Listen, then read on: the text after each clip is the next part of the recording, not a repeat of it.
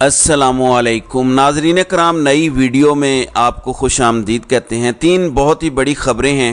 एक तो इमरान खान ने आलमी अदालत में जाने का फ़ैसला किया है। दूसरा, पाकिस्तान में दोबारा जुल्म की नई दास्तानें रकम की जा रही हैं, जबकि आर्मी चीफ और डीजी आईएसआई की सदर मुमलिकत से मुलाकात हुई है। इन सारी ख़बरों को कनेक्ट करके मैं आपको बताता हूं, डॉट्स कनेक्ट करके बताता हूं कि हालात किस तरफ जाते नज़र आ रहे हैं। आपको एक ऐसी वीडियो दिखाना चाहता हूं और मैं इस वीडियो को अपने रिकॉर्ड का हिस्सा भी बनाना चाहता हूं कि किस तरह जुल्म और जबर की इंतहा कर दी गई है कि चंगेज़ खान क्या फ़िरौन भी एक बार ज़रूर कहेगा कि इतना जुल्म हमने भी नहीं किया जो ये कर रहे हैं। ये देखना आपने ज़रूर है, ये दर्द महसूस करना आपके लिए ज़रूरी है। इस पर भी बात जो है वो करेंगे, लेकिन मैं उस वीडियो को भी आपको दिखाऊंगा अगर आपने सोशल मीडिया पे अभी तक वो वीडियो नहीं देखी। दूसरी जानिब कल आर्मी चीफ और डीजी आईएसआई की सदर मुमलिकत से ऐवान सदर में मुलाकात हुई। उसका सबसे पहले दावा कामरान यूसुफ ने किया। कामरान यूसुफ रजीम चेंज जो हुआ था उसके और पीडीएम हुकूमत के काफ़ी करीबी समझे जाते हैं। ये उन हलकों के भी करीबी समझे जाते हैं जो मुल्क को कंट्रोल करते हैं। दीगर कुछ ज़राए भी कह रहे हैं, तो अभी तक तो यही पता चल रहा है कि ये मुलाकात हुई है। कल मैंने आपको बताया था कि सदर मुमलिकत इलेक्शन की तारीख देंगे। आपको सिर्फ थोड़ा सा पीछे लेकर जाना चाहता हूँ। चीफ जस्टिस उमरता बंदयाल इलेक्शन की तारीख दे चुके थे और उसके बाद वो तैयार थे कि इलेक्शन होगा, जो भी इलेक्शन के रास्ते में रुकावट डालेगा उसके खिलाफ कार्रवाई होगी। अचानक 3 घंटे की एक अहम मुलाकात होती है उनके चैम्बर में और उसके बाद वो सत्तू पी के सो जाते हैं। इसी तरह अब सदर मुमलिकत से एक लंबी मुलाकात हुई है, घंटे की या 2 घंटे की, मुतज़ाद इत्तलाआत हैं, लेकिन एक मुलाकात हुई है और उसके बाद से सदर ने आज या कल तारीख देनी है इलेक्शन की। अब अगर वो तारीख देते हैं तो समझ आ जाएगी कि वो मुलाकात उस सिलसिले में नहीं थी, लेकिन अगले पूरे हफ्ते में अगर वो तारीख नहीं देते तो आप समझ जाइएगा कि इस मुलाकात में उनको पैगाम दे दिया गया है कि किसी सूरत आपने इलेक्शन की तारीख नहीं देनी। नाज़रीन इकराम, मैं दूसरी तरफ आपको बता दूं कि हालात किस तरफ जा रहे हैं। इनिशियल प्लान बना हुआ था कि केयर टेकर हुकूमत आएगी, उसको 2 साल कम अज़ कम चलाना है और अगली एक्सटेंशन से पहले पहले एक बैसाखियों पे खड़ी हुकूमत बनवा के उससे एक्सटेंशन हासिल करनी है। लेकिन अभी मईशत इतनी ख़राब हो गई है, इतनी तबाह हो गई है कि शायद 2 साल इस सिस्टम को चलाना इस तरह से इस मौजूदा सूरत हाल में मुमकिन नहीं रहा। कुछ लोगों के हाथ पांव फूल चुके हैं, कांपे टांग रही हैं, तो फिर plan B, plan C activate किए गए हैं। पाकिस्तान तहरीक इंसाफ पर एक नया क्रैकडाउन का सिलसिला शुरू किया गया है। ओन अब्बास बीपी से वीडियो बनवा के उनसे पार्टी छुड़वाई गई, जबकि सदाकत अली अब्बासी जिन्होंने शाहिद खाकान अब्बासी को धूल चटाई थी उनको भी अगवा किया गया है। ऐन मुमकिन है कुछ दिन बाद उनकी जानिब से भी एक वीडियो आई जिसमें वो 9 मई के वाक़यात की मजम्मत करते हुए तहरीक इंसाफ छोड़ने का ऐलान करें। अब ये नज़रियाती वर्कर की बात हो रही है, तो आप समझ सकते हैं कि इस वीडियो में कितनी सदाकत है। 3-4 महीने बाद एक वाक़े की लोगों से मजम्मत करवाई जा रही है। जिसने मजम्मत करनी थी वो तो पहले दिन कर देगा, दूसरे दिन कर देगा, लेकिन अब इतने अरसे बाद ये ड्रामे करके अपना मजाक उड़वाया जा रहा है। लेकिन ये चाह क्या रहे हैं, इसकी वजह समझ लें। अगर तो 2 साल नहीं रखा जा सकता इस सिस्टम को, तो फिर इलेक्शन करवाने पड़ेंगे अगले 6 माह के अंदर अंदर। अगर इन्होंने इलेक्शन 6 महीने के अंदर करवाने हैं तो फिर तहरीक इंसाफ को बिल्कुल ही ग्राउंड लेवल पे मलियामेट करना है। अब इमरान खान तो नायल हो चुके हैं, जेल में पड़े हैं, लेकिन इसके बावजूद तहरीक इंसाफ जीत जाएगी, ये सबको पता है। अब ये कोशिश की जा रही है कि जो बची खची लीडरशिप रह गई है, जो नॉन चेहरे हैं, कम अज़ कम उन सब से तहरीक इंसाफ छुड़ाई जाए। सबकी लिस्ट बना ली गई है, फिर इंतखाबी निशान छीनने की कोशिश हो रही है। अब अगर मुख्तलिफ इंतखाबी निशान पर पाकिस्तान तहरीक इंसाफ आए, सारे नए चेहरे आए, तो इनकी कैलकुलेशन ये कहती है कि पाकिस्तान तहरीक इंसाफ नहीं जीत सकेगी। वैसे मैं इससे इत्तेफाक नहीं करता। मेरी ये राय है कि इमरान खान खंबे को भी कहेंगे कि वोट डालो, उस पर भी वोट डाला जाएगा। इसमें आप ये कह सकते हैं कि इमरान खान को जानबूझ के बाहर नहीं आने दिया जाएगा, एक के बाद एक केस में उन्हें पकड़ कर रखा जाएगा, वो लोगों को गाइड नहीं कर सकेंगे। सो अब ये प्लान बी और सी एक्टिवेट कर दिए गए हैं और यहाँ से मुलाकात में क्या बातें हुई हैं उनको आप समझ सकते हैं। फिर नाज़रीन इकराम, کل پرویز الہی کو کس بےایمانہ طریقے سے اغوا کیا گیا، اس کے بعد کل جو اون عباس بی پی کی ویڈیو آتی ہے، لیکن آپ دیکھیں کہ کس طرح کے ظلم کیے جا رہے ہیں. خدیجہ شاہ ہوں، صنم جاوید ہوں، باقی خواتین ہوں، اب یہ ملک کے خلاف، ریاست کے خلاف جنگ کرنے کی دفعات لگا دی گئی ہیں. خواتین جنہوں نے صرف پرامن مظاہرہ کرنا تھا، جو کسی بھی سی سی ٹی وی فوٹیج میں توڑ پھوڑ کرتی کہیں نظر نہیں آ رہی، کسی جگہ ان کا کوئی ایسا بیان نہیں ہے توڑ پھوڑ والا، ان پر میوٹنی اور ریاست پر جنگ مسلط کرنے کی دفعات لگائی گئی ہیں. کیا کیا جا رہا ہے لوگوں کے ساتھ؟ عورتوں اور بچوں کو نشان عبرت جان بوجھ کے بنایا جا رہا ہے، کیونکہ جب عورتیں اور بچے ڈر جائیں گے تو مرد تو ویسے ہی گھر بیٹھ جائیں گے. جب آپ کو کسی کی عورتوں اور بچوں پر یہ اٹیک کرتے ہیں تو مرد تو ویسے ہی مجبور ہو جاتا ہے، پیچھے ہٹ جاتا ہے. ناظرین اکرام، میں چاہتا ہوں یہ آپ ایک ویڈیو دیکھیں، صبر سے دیکھیں، تحمل سے دیکھیں، درد محسوس کریں. یہ بچہ تحریک انصاف کے ایک رہنما کا بیٹا ہے، اس کو صرف تحریک انصاف کا ساتھ نہ دینے کی سزا دی جا رہی ہے، اس کی پوری فیملی کو سزا دی جا رہی ہے. اب بچے کی کیا حالت ہے یہ آپ خود دیکھ سکتے ہیں. I am not healthy because my dad say you are not healthy, and I like this one song.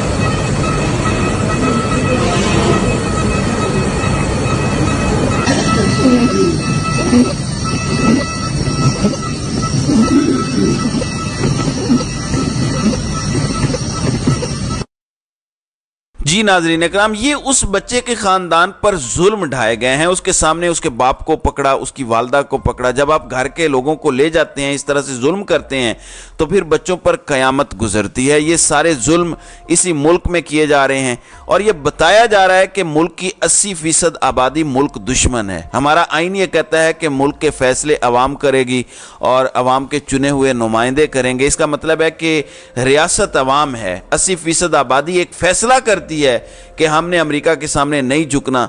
تو وہ کون لوگ ہیں جو یہ فیصلہ کر رہے ہیں کہ 80% لوگ ملک دشمن ہیں؟ کیونکہ وہ جھکنے سے انکار کر رہے ہیں.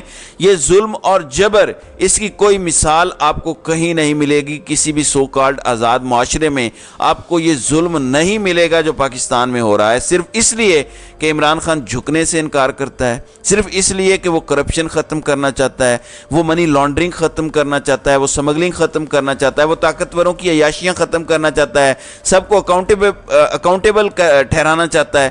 وہ اس ملک میں ریاست مدینہ کی طرز کا انصاف اور فلاحی ریاست بنانا چاہتا ہے. وہ مغرب کے ایجنڈے کو ٹو نہیں کرتا، وہ بیرونی جنگوں میں شرکت نہیں کرتا. اس لیے یہ سزا دی جا رہی ہے پوری قوم کو کہ غلامی کرو چپ چاپ، نہیں تو چھوڑیں گے نہیں. بیچ میں اس ملاقات کے حوالے سے ایک اور چیز کا بھی کچھ لوگ ذکر کر رہے ہیں. تو کیا ایسا ہو سکتا ہے کہ کوئی معاملات عمران خان کے بھی ڈسکس ہوئے ہوں؟ میں آپ کو صاف بتا دیتا ہوں کہ عمران خان کو صرف ایک ہی آپشن دی جائے گی، وہ جب بھی ہوگی، ابھی ہو یا بعد میں، صرف ایک ہی ہوگی کہ عمران خان ملک سے چلے جائیں، ورنہ چھوڑیں گے نہیں. آپ کو اگر لگتا ہے کہ اس ملک کے لوگوں کو کوئی فکر ہے اس ملک کے حالات کی، مجھے کم از کم نہیں لگتا. جس طرح کا ظلم اور جبر کیا جا رہا ہے، یہ وہاں نہیں ہوتا جہاں حالات کو ٹھیک کرنا ہوتا ہے.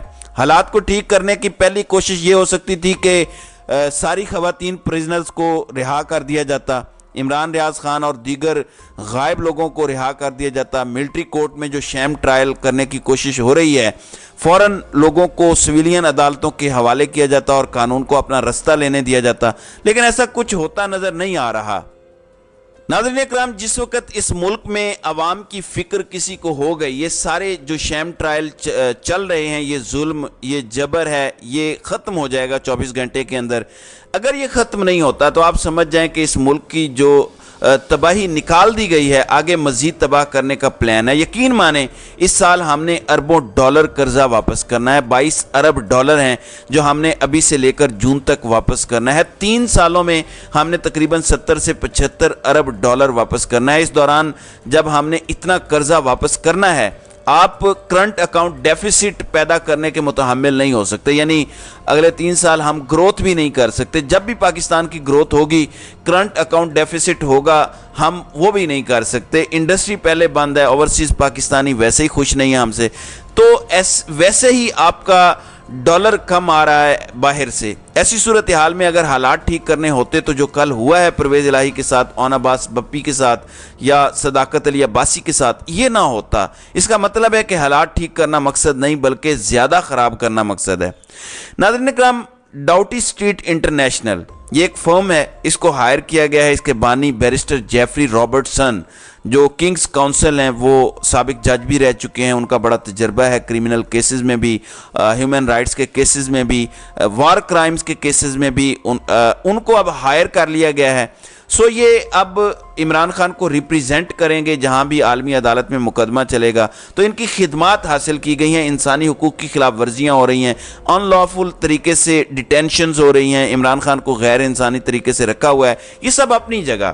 اب جب یورپ اور امریکہ کی پوری سپورٹ حاصل ہے اس رجیم کو، تو میرے خیال میں کسی عالمی عدالت سے بھی کوئی ریلیف نہیں ملے گا۔ لیکن اس سے ہوگا کیا؟ عالمی خبریں ضرور لگیں گی، اس سے پریشر ضرور بنے گا، کس پہ؟ یورپ اور امریکہ پہ، اور وہ اس رجیم کو سپورٹ کرنا چھوڑیں گے یا کم از کم تھوڑا سا پیچھے ہٹیں گے۔ اس کے بغیر یہ مسئلہ حل نہیں ہوگا۔ جب تک اس ظلم اور جبر کو یورپ اور امریکہ کی سپورٹ حاصل ہے، یہ پاکستان میں چلتا رہے گا۔ یا دعا کریں کہ یوکرین کی جنگ ختم ہو جائے، تب پاکستان میں ہو سکتا ہے کچھ امن و سکون ہو، یا پھر یورپ اور امریکہ پیچھے ہٹ جائیں کسی بھی وجہ سے، دباؤ سے۔ لیکن کیونکہ الیکشن ایئر سٹارٹ ہو رہا ہے امریکہ میں، شاید بائیڈن کو مجبوراً پیچھے ہٹنا پڑ جائے۔ ہو سکتا ہے ریپبلکنز ان کو ٹارگٹ کریں کہ یہ کیسی رجیم چینجز کروا رہا ہے، انسانی حقوق کی خلاف ورزیاں ہو رہی ہیں۔ ہو سکتا ہے کریں، ہو سکتا ہے نہ کریں، کیونکہ یوکرین بہت سینسٹیو ایشو ہے یورپ اور امریکہ میں۔ کیونکہ اگر ریپبلکنز یہ بات کرتے ہیں تو بائیڈن آگے سے کہے گا تم روس کو مدد دے رہے ہو، روس کو سپورٹ کر رہے ہو، کیونکہ پہلے ہی ٹرمپ پر الزام ہے کہ وہ پرو رشیا ہے، اور یہ امریکہ میں ایک بہت بڑا الزام ہے اگر کسی پہ لگائیں۔ اس لیے حالات ابھی بڑے دگردوں قسم کے ہیں۔ عوام کو بالآخر سٹینڈ لینا پڑے گا، عدالتوں سے کسی قسم کا ریلیف ایکسپیکٹ کرنا میرے خیال سے بہت بڑی بیوقوفی ہوگی۔ عوام ہی سٹینڈ لیں گے تو مسئلہ حل ہوگا۔ تو ناظرین کرام، آپ کی اس ویڈیو کے حوالے سے کیا رائے ہے؟ آپ اپنی رائے کا اظہار کامنٹ سیکشن میں ضرور کیجیے گا۔